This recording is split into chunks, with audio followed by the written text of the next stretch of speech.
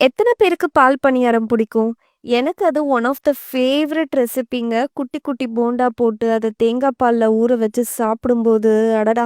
அதோட டேஸ்ட்டே சும்மா வேற லெவல்ல இருக்குங்க. எப்படி பண்ணலான்னு சொல்லிட்டு பார்க்கலாம் வாங்க. 1/2 கப் பச்சரிசி எடுத்திருக்கேன். 1/2 கப் உளுந்து எடுத்திருக்கேன். இத நல்லா வாஷ் பண்ணி தண்ணி ஊத்தி ஒரு 2 மணி நேரம் ஊற வச்சுருங்க. 2 மணி நேரத்துக்கு அப்புறமா இத மிக்ஸர் ஜார்ல சேர்த்து நல்லா மையா அரைச்சுக்கோங்க. கூடவே கொஞ்சமா உப்பு சேர்த்துக்கோங்க.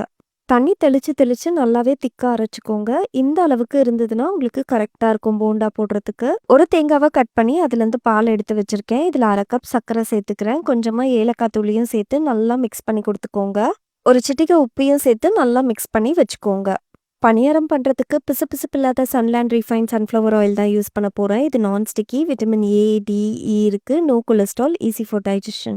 ரொம்பவே கிளியர் அண்ட் லைட்டா இருக்கும். இன்ட்ரெஸ்டிங் ரெசிபீஸ்க்கு சன்லேண்ட் பேஜை ஃபாலோ பண்ணிக்கோங்க. எண்ணெய் ஊத்தி சூடானதும் இந்த மாதிரி சின்ன சின்னதா போண்டா போட்டு எடுத்துக்கோங்க. உங்களால எவ்வளோ குட்டியா போட முடியுமோ அவ்வளோ குட்டியா போட்டுக்கோங்க.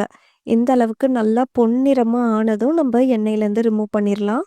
இத அப்படியே எடுத்து தேங்காய் பால்ல போட்டு ஒரு 1/2 அன் ஹவர் ஊற வச்சுட்டு சாப்பிட்டு பாருங்க. அல்டிமேட்டா இருக்கும். என்ஜாய் பண்ணுங்க.